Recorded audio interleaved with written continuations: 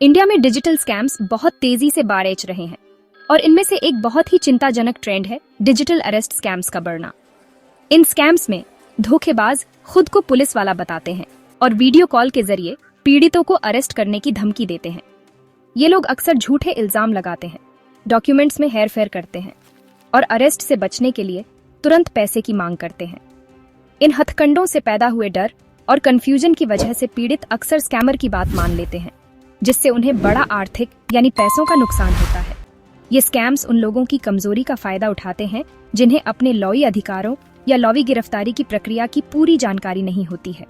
Technology में तेजी से हो रही तरक्की जहां एक तरफ हमें बहुत से फायदे दे रही है, वहीं दूसरी तरफ इसने क्राइमियों को बेकसूर नागरिकों को धोखा देने और उनका शोषण करने के लिए नए नए तरीके भी दे दिए हैं। इंटरनेट पर मिलने वाली गुमनामी और नकली प्रोफाइल बनाकर असली जैसे दिखने वाले क्रीडेंशियल्स के जरिए ये स्कैमर और ज्यादा ताकतवर हो गए हैं। इन स्कैम्स का असर सिर्फ आर्थिक नुकसान तक सीमित नहीं है, बल्कि ये अक्सर पीड़ितों को भावनात्मक रूप से परेशान और मानसिक रूप से आहत कर देते हैं। लॉ शील्ड एडवोकेट्स चैनल पर एक बार फिर से आप एडवोकेट मोहम्मद इकबाल के साथ हैं। तो चलिए शुरू करते हैं आज का वीडियो नए मामले के साथ राजस्थान हाई कोर्ट द्वारा लिया गया एक महत्वपूर्ण और लेटेस्ट निर्णय। वीडियो को पूरा देखें और अपने सभी दोस्तों के साथ जरूर शेयर करें। चलिए शुरू करते हैं आज का वीडियो। राजस्थान उच्च न्यायालय ने हाल ही में डिजिटल गिरफ्तारी की प्रथा के खिलाफ फैसला सुनाया। राजस्थान हाईकोर्ट ने डिजिटल अरेस्ट स्कैम्स पर स्वतः संज्ञान लिया।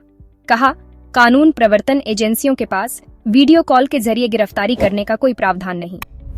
न्यायालय ने राज्य और केंद्र सरकार को इस अपराध को रोकने के लिए उठाए जा रहे कदमों पर एक रिपोर्ट प्रस्तुत करने का निर्देश दिया है। जस्टिस अनूप कुमार ढांड की पीठ ने कहा कि डिजिटल अरेस्ट के बारे में जागरूकता फैलाने का यह सही समय है, क्योंकि भारतीय लॉओं के तहत डिजिटल अरेस्ट का कोई लॉवी दर्जा नहीं है। साथ ही लोगों को भारत में गिरफ्तारी की वैध प्रक्रिया और इससे जुड़े अधिकारों के बारे में शिक्षित किया जाना चाहिए।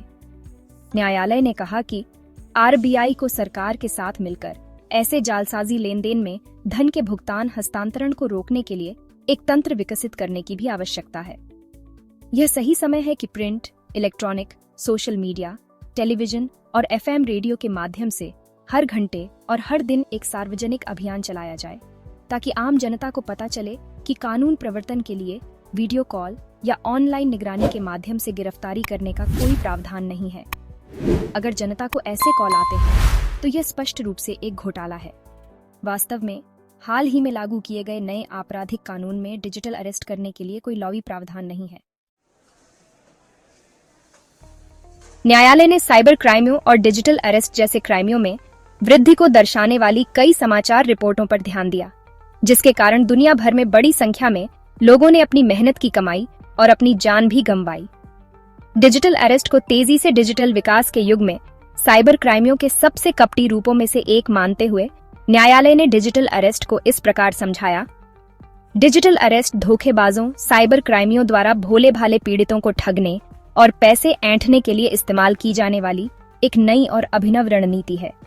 इस साइबर अपराध पद्धति में काम करने का तरीका यह है कि धोखेबाज पुलिस, प्रवर्तन निदेशालय, सीबीआई आदि जैसे कानून प्रवर्तन अधिकारियों के रूप में खुद को पेश करते हैं और उन्हें यह विश्वास दिलाने के लिए हेरफेर करते हैं कि उन्होंने कोई गंभीर अपराध किया है।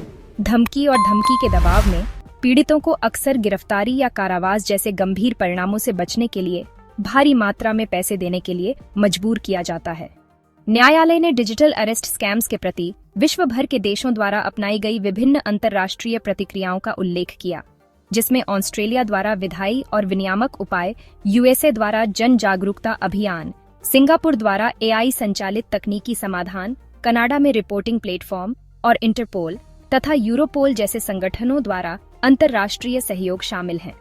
न्यायालय ने साइबर क्राइमियों पर अंकुश लगाने के लिए भारत में सरकार द्वारा उठाए गए कदमों पर भी गौर किया, जैसे कि ऐसे क्राइमियों की जांच से निपटने के लिए कानून प्रवर्तन एजेंसियों को सशक्त बनाना, कार्यशालाओं का आयोजन, कंप्लेंटों की रिपोर्टिंग के साथ साथ सहायता के लिए हेल्पलाइन नंबर खोलना, साइबर अपराध से संबंधित साक्ष्य के लिए फोरेंसिक प्रयोगशालाएं स्थापित करना, जागरूकता पैदा करना आदि। न्यायालय ने डिजिटल अरेस्ट स्कैम्स की व्यापकता और प्रभाव को कम कम करने की दिशा में प्रयासों की सराहना करते हुए कि खतरनाक स्थिति में अंकुश लगाने के लिए सभी हितधारकों द्वारा अधिक गंभीर कदम उठाए जाने की आवश्यकता है। न्यायालय ने माना कि यह ध्यान रखना महत्वपूर्ण है कि भारत में डिजिटल अरेस्ट का कोई लॉवी दर्जा नहीं है। न्यायालय ने गिरफ्तारी पर भारतीय नागरिक सुरक्षा संहिता 2023 से कुछ महत्वपूर्ण प्रोविजनों को विस्तार से बताया, जिनके बारे में लोगों को अवश्य जागरूक किया जाना चाहिए। भारतीय नागरिक सुरक्षा संहिता 2023 बीएनएसएस के अनुसार धारा 63 के तहत समन इलेक्ट्रॉनिक रूप से तामील किए जाने चाहिए। यह धारा समन के स्वरूप को परिभाषित करती है। इसमें कहा गया है कि इलेक्ट्रॉनिक रूप से तामील किए जाने वाले प्रत्येक समन को एन्क्रिप्ट किया जाना चाहिए और उस पर न्यायालय की छवि और मुहर तथा डिजिटल हस्ताक्षर होने चाहिए। लोगों को इस तथ्य से अवगत कराया जाना चाहिए कि बीएनएसएस की धारा 35 और 36 के अनुसार गिरफ्तारी के समय उचित प्रक्रिया का पालन किया जाना चाहिए।